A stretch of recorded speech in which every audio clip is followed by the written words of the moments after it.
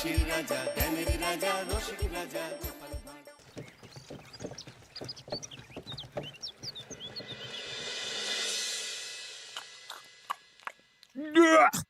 আরে বাবা, কি বিশ্রী রান্না হয়েছে! তরকারিতে কি কোনো তুই দেয়নি নাকি? কই গো রাধুনী ঠাকুর, কোথায় গেলে? এদিকে এসো। বলুন রানীমা। বলছি, তুমি তো রাজবাড়িতে দীর্ঘদিন ধরেই রান্না করছো, কিন্তু ইদানি তোমার রান্না এত বেস্বাদ লাগছে কেন? সে তো আমি বলতে পারবো না, আমি তো আগের মতনই রান্না করি।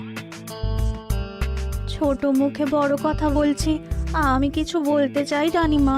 এই তুই আবার পাকামো করতে এসছিস কেন রে? তোকে কি রানীমা ডেকেছেন নাকি? আহ, কি বলতে চাইছে শুনেই দেখি না, বলো। রানীমা, এখন আর রাধুনী ঠাকুর আগের মতো যত্ন নিয়ে রান্না করেন না। রান্নাঘরে পড়ে পড়ে ঘুমোয় আর তাড়াহুড়ো করে কোনো রকমে রান্না করে দেন। একদম বাজে কথা বলবি না। বাজে কথা না রানীমা, শিলনোড়ায় বাটতে ওনার কষ্ট হবে বলে আজকাল রাধুনী ঠাকুর শুধু জিরে ফোড়ন দিয়ে রান্না করেন। এত বেতন দিয়ে তোমাকে রাখা হয় কি এই ফাঁকিবাজির জন্যে? মানে ভুল হয়ে গেছে। এর যদি এই ভুল করার ইচ্ছে হয় তাহলে তল্পি তল্পা গুটিয়ে বাড়ি গিয়ে ভুল করো, মনে থাকবে? মনে থাকবে মহারাজ। কি হচ্ছে বলো তো রানী? সকালে বাগানে পায়চারি করছিলাম, দেখি মালি একটা গাছেও জল দেয়নি। এই গরমে জল না পেলে যে গাছপালাগুলো মরে যাবে। সবাইকে এবার মনে হচ্ছে বলে বলে কাজ করাতে হবে।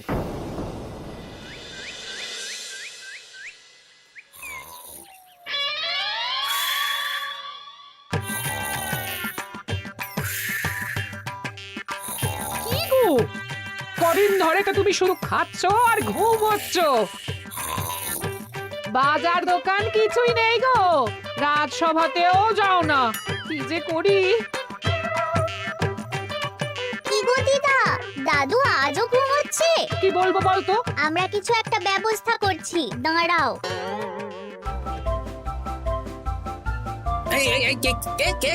ওঠো দাদু, আর কত ঘুমে? উড়েমির একটা সীমা থাকে।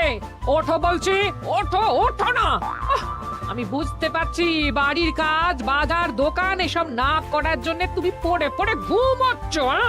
দাদু কাজে ফাঁকি দিচ্ছে দিদা। দে পুটি, আরে সরসরি দে, দে।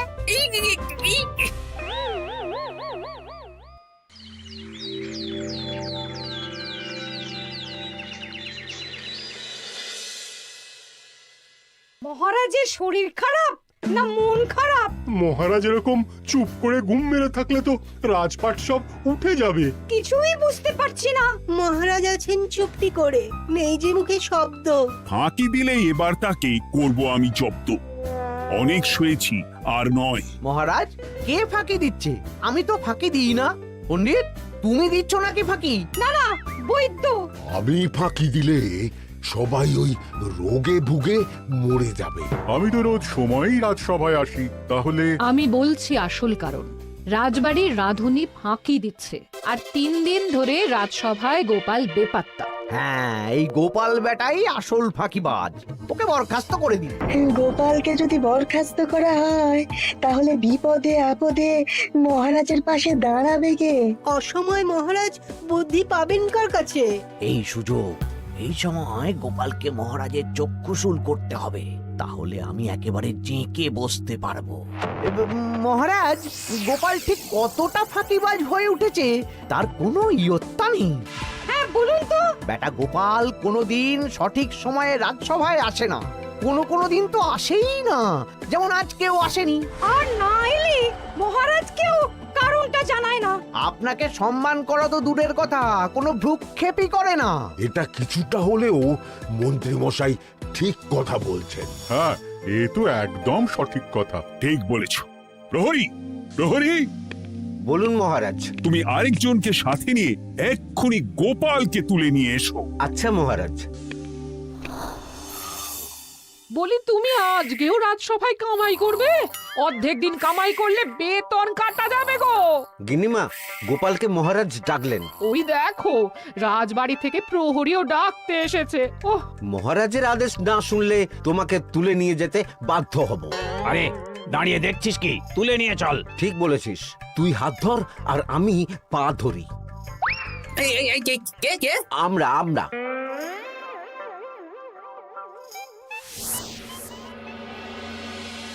এসব কি গোপাল? তুমি বাড়িতে আছো, ঘুমোচ্ছ, অথচ রাজসভায় আসছো না, কি ব্যাপার? আগে মহারাজ, মস্তিষ্ককে বিশ্রাম দিয়ে বুদ্ধি বাড়াচ্ছিলাম। অনেক ব্যবহার হয়েছে তো, তাই একটু বিশ্রাম দরকার আর কি। আমার পুরো রাজসভাটাই ফাঁকিবাজ। আমি সবাইকেই বিদায় করব, আর গোপালকেও। এই সেরেছে, আমি ফাঁকিবাজ নই মহারাজ। আমি খোঁজ নিয়ে দেখেছি, সবাই কম বেশি গায়ে হাওয়া লাগিয়ে ঘুরছে। মহারাজ, আমি তো নদীর পাড়ে বসে শীতল হাওয়া গায়ে লাগাই, তবেই তো ঢেউয়ের মতো আমার ছন্দ আসে। কেউ ফাঁকিবাজ না মহারাজ, আসল ফাঁকিবাজ গোপাল। মহারাজ, আমি যদি দরকারে আপনাকে বুদ্ধি দিয়ে, ফাঁকা সময়ে বিশ্রাম দিয়ে ফাঁকিবাজ হই, তাহলে মন্ত্রী মহা ফাঁকিবাজ। কারণ মন্ত্রীর কাজ রাজাকে বুদ্ধি দেওয়া, তা তিনি করেন না বলেই আমাকে দরকার পড়ে। আমি তো ভাঁড়, আমি শুধু হাসাবো, এটাই আমার কাজ। তাতে কি, সেনাপতিও তো সেনাপ্রধান, ও কি যুদ্ধ করে? রাজ্যে শান্তি শৃঙ্খলা বজায় আছে, তাহলে যুদ্ধ করে হবেটা কি? হ্যাঁ, অকারণে পায়ে পা দিয়ে যুদ্ধ বাঁধাবো নাকি? হ্যাঁ, যত সব। যখন তখন বিপদ আসতে পারে, তাই যুদ্ধের জন্য সব সময় সামরিক শক্তিকে প্রস্তুত থাকা দরকার। হ্যাঁ, এটা গোপাল ঠিক বলেছে। সেনাপতিকে তো কোনোদিন সেসব নিয়ে মহড়াও করতে দেখি না। তাহলে দাঁড়ালো 3 জন ফাঁকিবাজ। মূল অভিযুক্ত গোপাল দিন রাত কামাই করে, মন্ত্রী মহারাজকে বুদ্ধি দেয় না, আর সেনাপতি যুদ্ধের প্রস্তুতি নেয় না। এই 3 জনকে আমি বিদায় করব। এই সেরেছে, এ তো দেখছি বিনা মেঘে বজ্রপাত। না, তবে তোমরা যে ফাঁকিবাজ নও সেটা প্রমাণ করার জন্য 12 ঘন্টা সময় দেব। আমাদের কি করতে হবে? তোমাদের 3 জনকে 3টে খালি বস্তা দেব। প্রত্যেকে ওই খালি বস্তা নিয়ে জঙ্গলে যাবে, আর এই 12 ঘন্টার মধ্যে জঙ্গল থেকে বস্তা ভরে আনবে। একটা বস্তা ভরার জন্য 12 ঘন্টা সময়? এ তো খুবই সহজ কাজ। জঙ্গলে তো যাচ্ছি, কি নেব? গোপাল, আমি বলি কি, তুমি বরং আমার বস্তায় ঢুকে যাও, আমি তোমাকেই নিয়ে ফিরে যাই, ল্যাটা চুকে যাবে। আপনি যদি একা আমাকে বস্তায় ভরে নিয়ে যেতে পারেন তো চলুন। একা? এই সেরেছে। দাঁড়ান, আমি আপনার কাঁধে চড়ে দেখি আপনি আমাকে বইতে পারবেন কি পারবেন না। না না, মুখ ফসকে বলে ফেলেছি, মাথা খারাপ নাকি? তাহলে নিজের মতন থাকুন।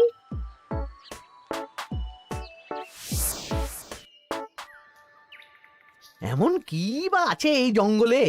আমার কাজে লাগার মতন তো কিছুই দেখতে পাচ্ছি না। ওই তো ওই দিকটা একটু ছায়া আছে বেশ, ওই গাছের নিচে গিয়ে বিশ্রাম নি। সেনাপতি, অত চিন্তা ভাবনা করার কিছুই নেই। মহারাজ তো আর দেখবেন না আমরা বস্তায় কি ভরে নিয়ে যাব। 12 ঘন্টা অনেক সময়। এখন বিশ্রাম নাও। আপনার ইঁদুরের পেট, আপনি বিশ্রাম নিন। দেখি জঙ্গলে থেকে কিছু ফল পেড়ে আগে খাই, তারপর না হয় ওই বস্তাটা ওই ফলমূলের খোসা আর মাটিতে পড়ে থাকা পাতা দিয়ে ভরিয়ে মহারাজের কাছে নিয়ে যাব। হ্যাঁ, বস্তা যখন বাড়ি নিয়েই যেতে পারবো, তাহলে বনের সব থেকে ভালো ভালো ফলগুলো আগে ভরে নি। গিন্নিকে এবার বলবো, বাজার আনি না তো কি হয়েছে, দেখো কত ফল এনেছি। যাই, এর থেকে কিছু মহারাজকে ভেট দেব, মহারাজ বেশ খুশি হবেন।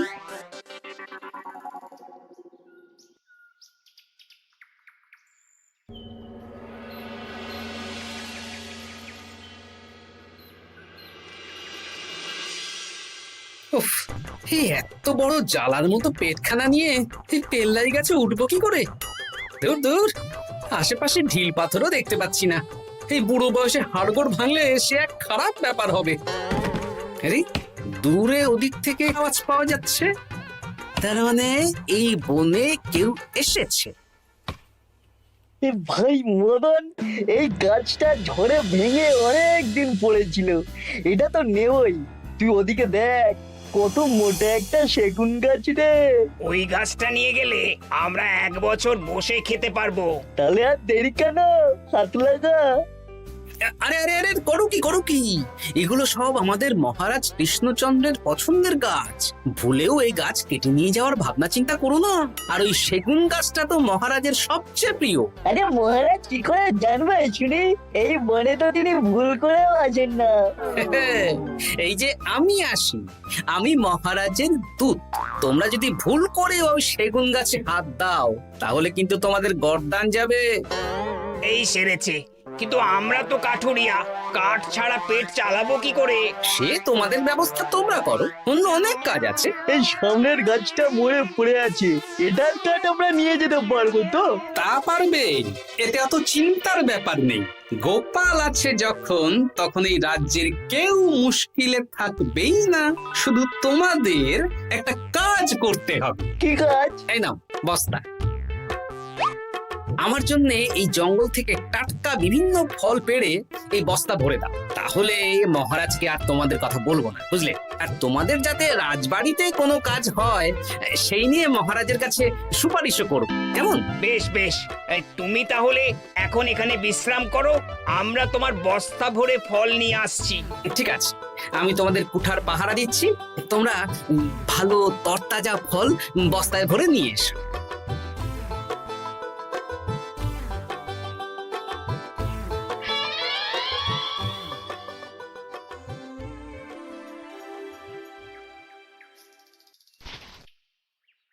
ব্যাস ব্যাস ব্যাস, আমার বস্তায় পাতা ভরা হয়ে গেল, এবার যেতে হবে। আমারও বস্তা ভরা হয়ে গেছে মন্ত্রী মশাই। হ্যাঁ, কটা ফল খেলাম আর কটা ভরে নিলাম, আর বাকি জঙ্গলের পাতা ভরে ফেলেছি। হ্যাঁ, আবার কি কি ভরেছি আর কি ভরিনি সেসব তো মহারাজ আর দেখতে যাবেন না। তাহলে আর দেরি কেন? চলুন হাঁটি হাঁটি পা পা করে এগিয়ে যাই। গোপালকে তো দেখতে পাচ্ছি না। ও বেটা যা কুঁড়ে, হয়তো এখানে এসেও ঘুমিয়ে পড়েছে। আবার কালকে সকালবেলা উঠবে।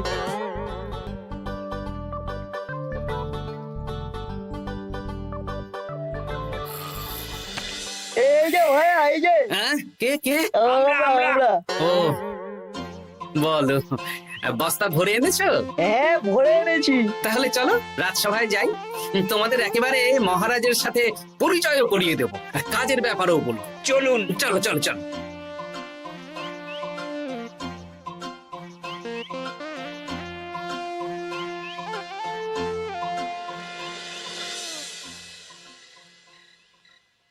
দেখা যাক মন্ত্রী সেনাপতি গোপাল কখন বস্তা ভরে আনে। এই তো চলে এসেছি, বিশ্রাম নিলাম, বস্তাও ভরে ফেললাম। এই দেখুন মহারাজ, আমিও বস্তা ভরে এনেছি। বাহ, তোমাদের বস্তা দেখে তো মনে হচ্ছে খুব হালকা। হ্যাঁ, আপনি যখন আমাদের বস্তা ভরে কি এনেছি সেটা দেখবেন না, তখন অত খাটাখাটনি করে কি লাভ মহারাজ? কিন্তু গোপালের এখনো অবধি দেখা নেই, ও কি সোনা গয়না ভরে আনছে? গোপাল যা কুঁড়ে আর ঘুমকাতুরে, হয়তো জঙ্গলেও ঘুমিয়েই পড়েছে। মহারাজ, আপনি একটা কাজ করুন, আমাকে আর মন্ত্রী মশাইকে যুগ্মভাবে বিজয়ী ঘোষণা করে দিন, ব্যাস। এত তাড়া কিসের? বাবা বাবা বাবা বাবা, তোমরা তিনজনেই বস্তা ভরে এনেছো, আমি খুব খুশি। আমার কথা শুনে কাজ করেছো, তোমরা তিনজনেই বিজয়ী। এবার বাড়ি যাও যাও। গোপাল কি করে বিজয়ী হয় মহারাজ? এই বস্তা ভরে নিয়ে আসাতেও তো ওর ফাঁকিবাজি ধরা পড়ছে। কিসের ফাঁকিবাজি? এই যে দুটো লোক তোমার হয়ে বস্তা বয়ে আনলো, সে তো মহারাজ সহ আমরা সবাই দেখতেই পেলাম। তা তো ঠিক, গোপাল নিজে হাতে বস্তা ভরে আনেনি। মহারাজ বস্তা ভরে আনতে বলেছেন, আমি এনেছি, এখানেই কথা শেষ। আমি কাকে দিয়ে বস্তা ভরালাম, কে আমাকে সাহায্য করলো, সেসব তো কোনো শর্ত আরোপ করা ছিল না। কিন্তু পরীক্ষাটা তো কে ফাঁকিবাজ সেটা প্রমাণ করার পরীক্ষা। এখানে তো তুমি ফাঁকি দিলে গোপাল। এটাও ঠিক কথা, তাহলে গোপালের শাস্তি পাওয়া উচিত। মহারাজ, আপনার শর্ত ছিল সেই ফাঁকিবাজ বলে প্রমাণিত হবে যে বস্তা খালি আনবে। এইখানে আপনি একটা ছোট্ট ভুল করেছেন মহারাজ, বস্তায় কি আছে সেটা দেখবেন না আগেই বলে দিয়েছেন। তা তো বলেছি। আপনি নিশ্চয় জানেন পাঠশালায় কিছু ছাত্রছাত্রী থাকে যারা পড়ার বইয়ে মুখ গুজে বসে থাকলেও পড়ায় তাদের মন থাকে না, মাথাতেও পড়া ঢোকে না, তাই সেই পড়া তাদের কোনো কাজে লাগে না। কি পণ্ডিত মশাই, এদেরকেই তো বলে ফাঁকিবাজ। বিলক্ষণ, এরাই ফাঁকিবাজ। ধন্যবাদ। তেমনি আমি যদি বলি সেনাপতি আর মন্ত্রীমশাই ওই ফাঁকিবাজদের মতনই ফাঁকি দিয়ে বস্তা ভরেছে, তাই ওদের বস্তা এত হালকা। সে তো আমি বুঝতেই পারছি। কিন্তু আমার বস্তায় যা জিনিস ভরে এনেছি তা একার পক্ষে সংগ্রহ করা মুশকিল ছিল, তাই আমি দুজনের সহযোগিতা নিয়েছি। মহারাজ, আপনি কি বস্তা খুলে দেখবেন নাকি? না না, আমি খুলে দেখলে আমার কথার খেলাপ হবে। এবার তো দেখছি আবার তিনজনের পরীক্ষা নিতে হবে। হ্যাঁ, নইলে প্রকৃত ফাঁকিবাজ কে সেটা প্রমাণ হবে না। কিন্তু ফাঁকিবাজ ধরার উপায় কি? মহারাজ, আমরা বরং আমাদের বস্তা নিয়ে বাড়ি না গিয়ে একদিন কারাগারেই থাকি, আর তাতেই প্রমাণ হবে এই বস্তায় সত্যি কি আছে যা আমাদের নিজেদের কাজে লাগবে। এটা ভালো বুদ্ধি।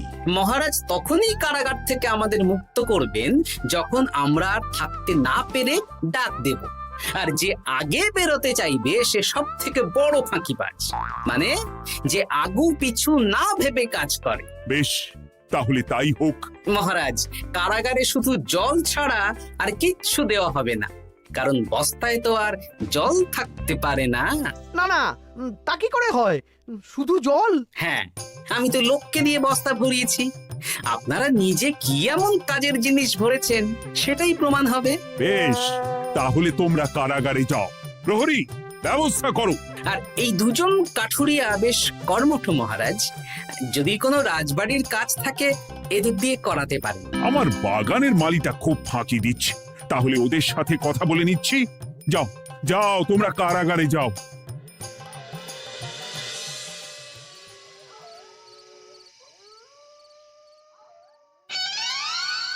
ওরে বাবা রে, কি খিদে খিদে পাচ্ছে রে। দেখি বস্তায় কি আছে দেখি।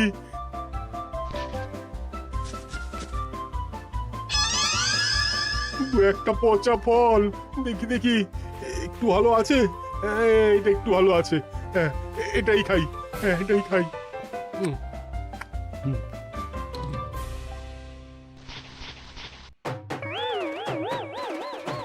আমি তো শুধু পাতা ভরেছি, কি সেরেছি? আমাকে কি জল খেয়েই কাটাতে হবে? এবার আমি দেখি। আহ, টাটকা ফল আর জল। আমার কাছে যা ফল আছে এগুলো খেয়ে আরাম করে 5-6 দিন কেটে যাবে। ও গোপাল, আমাকেও কটা ফল দাও না গো। ও গোপাল, আপনি এখান থেকে উঠুন, অন্য বাগানে ফুল হয়ে ফুটুন। ফল খাবেন? এখন কর্মফল ভোগ করুন। ওরে বাবা, জল খেয়ে আর কতক্ষণ কাটাবো?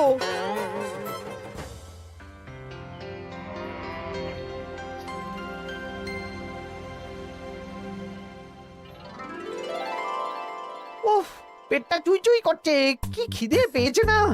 আমি আমি বাড়ি যাব। আপনি বাড়ি যাবেন? তাহলে বেরিয়ে আসুন, বেরিয়ে আসুন। বেটা গোপাল কায়দা করে এমন শর্ত দিতে বললো, পুরো ফেঁসে গেলাম। আমারও তো খাওয়ার মতন তেমন কিছু নেই, আমিও এখানে থাকবো না। আমি এখানেই আছি, ফল খাবো, জল খাবো, আর প্রকৃতির ডাক এলে একটু বাইরে যাব।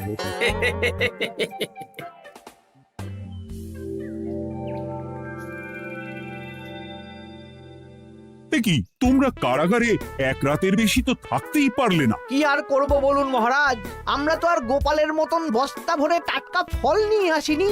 বেটা গোপাল আমাদের দেখিয়ে দেখিয়ে ফল খাচ্ছিল, অতি আমাদের খিদে আরো বেড়ে যাচ্ছিল। তাহলে এরা দুজনে তো হার মেনে নিল। গোপাল কি করছে? গোপাল খাচ্ছে আর ঘুমোচ্ছে। ওকেও নিয়ে এসো। আচ্ছা মহারাজ।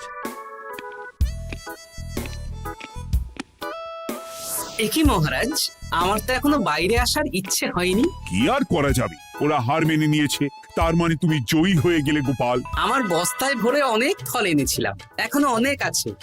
আপনি তাহলে বাকি ফলগুলো নিয়ে নিন। তাহলে তো এটাই প্রমাণ হলো গোপাল কাজের সময় ফাঁকিবাজি দেয় না, শুধু বুদ্ধি বাড়ানোর জন্য একটু বেশি ঘুমোয়। এই নাও গোপাল, তোমার উপহার। মহারাজ, আমি সময়ের কাজ সময়ে করি আর বাকি সময় একটু ঘুমাই। আমার এখন ঘুম দরকার মহারাজ, কাল থেকে অনেক ধকল গেল যে। বেশ, তোমাকে ঘুমানোর জন্য 1 সপ্তাহ ছুটি দেওয়া হলো। ধন্যবাদ মহারাজ। কি সেনাপতি আর মন্ত্রীমশাই, এবার বুঝলেন তো ফাঁকি দিলেই ফাঁকে পড়তে হয়, তাই কাজ করলে ভেবে চিনতে করুন। চলি খুব ঘুম পাচ্ছে।